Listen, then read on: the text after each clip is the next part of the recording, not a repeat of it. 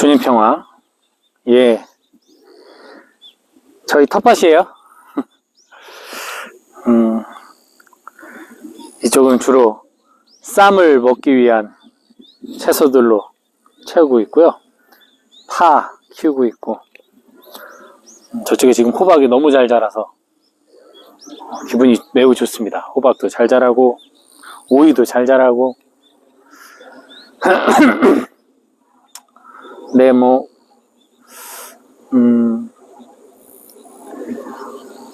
이게 그런 게 있더라고요.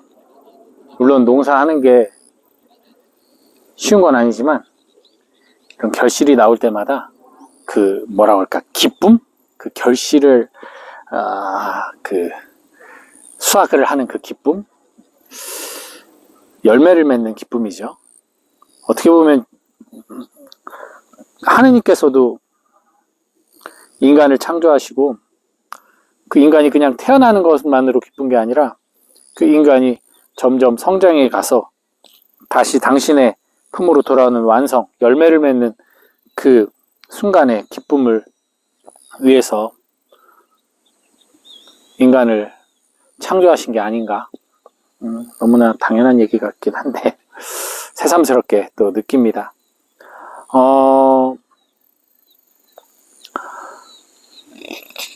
가만히 생각을 해보면요, 이 믿음이라는 게 전에도 말씀드렸듯이 어떤 그 환난과 고통이 수반이 되지 않으면 성숙하지 않아요. 이 자연 만물을 봐도 마찬가지잖아요. 그 씨의 단단함을 깨고 나와서 그것이 씨앗이 되고, 그것이 또 자라나서 잎을 내고 꽃을 내고, 꽃은 또 그 아름다운 꽃은 또 치고, 그래야만 또 열매를 맺잖아요. 어떤 뭐라고 그러죠? 수확을 얻을 수 있잖아요. 마찬가지로 인간의 믿음도 그 시작은 누구나 가능해요. 뭐 그냥 씨가 뿌려진 채 그대로 머물러서 끝나는 것도 있지만, 그 씨앗이 깨지고 자라는 것은 이렇게 지금 이렇게 자라나는 온갖 풀처럼 가능한 건데,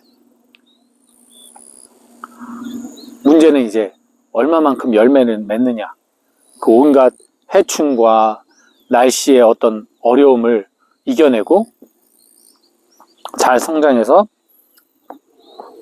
배추면 배추, 상추면 상추, 뭐 호박이면 호박, 자신의 그 열매를 맺느냐가 중요하듯이 인간도 내가 주어진 나의 모습 그대로, 남과 다른 나의 모습으로, 그 모습으로 성장하여 거기서 열매를 맺는 것, 그것이 그냥 온실 속의 화초가 아니라 정말 이러한 자연 그대로의 삶 속에서 어떻게 성장하여 열매를 맺느냐가 참 중요한 것 같습니다. 믿음이라는 것도 마찬가지고. 그런 면으로 봤을 때 오늘 뭐 복음에서도 12제자를 파견하는데, 그 파견이 성공이냐 실패냐 그건 중요한 것 같지가 않아요. 우리 사방팔방으로 사방팔방이란 말 있죠. 모든 방향 다 사방팔방 더해보면 12이네요. 12사도 정말 모든 곳에 파견됐다는 얘기인데, 가만히 생각을 해보면 그 파견이 늘 성공과 기쁨과 뭐 축복만 있었던 건 아니거든요. 배척받은 데도 있었고 박해받는 것도 있었고, 그죠?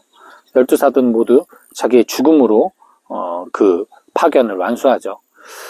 참 어떤 종교가 성장함에 있어서는 결국은 죽음이 수반이 되는 것 같아요.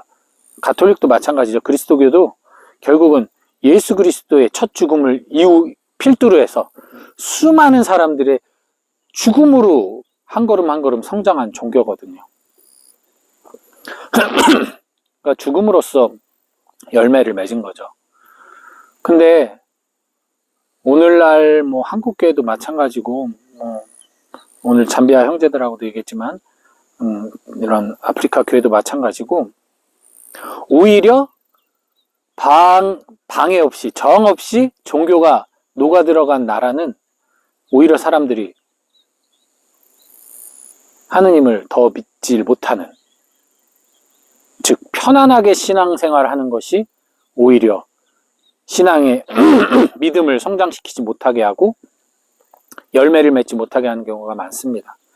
사실 사도의 후계자는 주교예요. 그리고 사제들은 주교의 협력자예요. 그렇다면 복음대로라면 우리들은 모두 다 파견 나가서 밖에서 사람들에게 거기 가서 머무르면서 선포를 해야 돼요. 그죠? 그리고 바오로 사도의 말씀에 의하면 내 힘으로 말없이 벌어 먹으면서 일을 해야 돼요.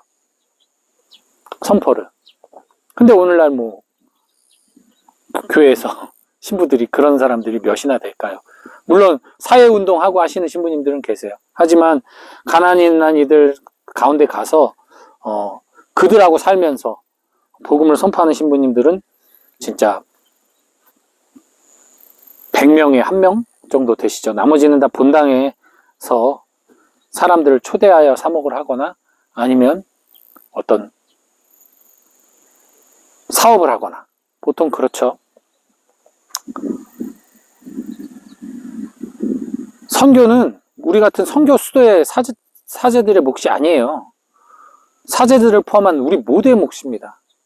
예수님이 모든 피조물에게 복음을 선포하라고 얘기하셨을 때는 이미 그것은 단순히 어떤 집단에게 소속되는 것이 아니라 모두가 선포자가 돼야 되는 것이고 모두가 사도가 돼야 되는 것이거든요. 그래서 사실은 지금 이 영상을 시청하시는 여러분들도 마찬가지고 모든 그리스도인들이 밖에 나가서 선포를 할 수 있어야 돼요. 자기 일을 하면서. 근데 가만히 돌이켜보면 저도 안주하기가 더 좋고 안에서 그냥 말씀이나 선포하는 것이 더 편하고 그리고 믿는 사람들끼리 모여서 친교를 맺는 것이 더 좋거든요. 믿지 않는 이들 앞에 가서 하나님 말씀 선포하는 것보단 그래도 믿음 있는 사람들에게 그래서 그런 면을 생각해 봤을 때 이렇게 편안한 신앙생활을 하려는 것 그리고 신앙생활을 통해서 내 가정이 평화로워지고 무병 사람들이 아프지 않고 만사가 형통하길 바라는 그 마음들이 오히려 우리의 신앙 발달을 저해하는 게 아닌가. 그런 면으로 봤을 때 지금 한국교회가 이렇게 점점 침체되는 이유도 이럴 때일수록 더욱더 세상을 향해 나가야 되는데 그러지 않고 더욱더 안으로 굽어 들어가는 것이 즉 죽으려 하지 않고 살려고 하는 것이 오히려 더 신앙 이 교회의 성장에 방해가 되는 것은 아닌가라는 반성도 해봅니다. 분명한 사실은 저희는 죽어야만 삽니다. 죽어야만 열매를 맺어요. 내 의지, 내 뜻, 내 신념, 내 고집, 내 판단을 살리려고 할수록 내 이웃을 죽이고 신앙은 열매 맺지 못하죠. 내가 더욱더 죽어야 되는데 그 죽음이 스트레스, 죽음이 부담감, 죽음이 나로 하여금 불행한 감정을 느끼게 한다면 이것은 출발점이 잘못됐다는 얘기예요. 억지로 하는 죽음은 진정한 순교가 아니죠.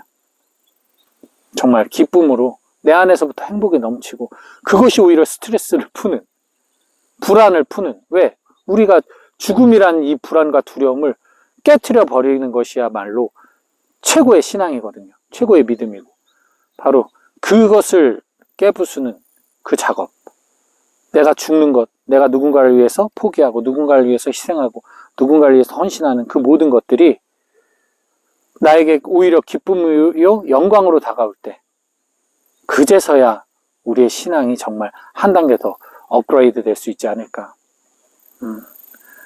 그렇기 때문에 우리들의 여정이 쉬운 것 같지만 매우 매우 어려운 여정일 수밖에 없어요. 나의 근본적인 사고가 바뀌어야 되는 거죠.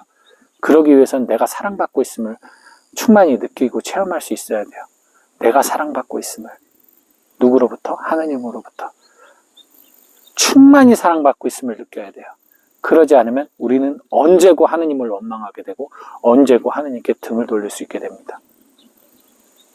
그래서 말없이 매일 조금씩 분명히 똑같은 것 같은데 그냥 보면은 전혀 성장하는 것 같지 않은데 하루하루 정신 차리고 보면 조금씩 성장해서 열매를 맺고 있는 이 식물들처럼, 이 채소들처럼, 이 나무들처럼 저희들도 가장 중요한 건 역행하지 않는 삶, 순행하는 삶.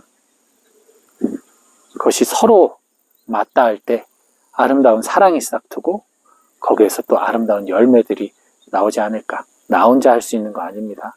주님과 함께 또 내 이웃과 함께 그렇게 연대 안에서 우리 진짜 신앙인으로 살아가기 위해 나 자신을 죽이는 그런 하루 되도록 합시다. 주님 평화.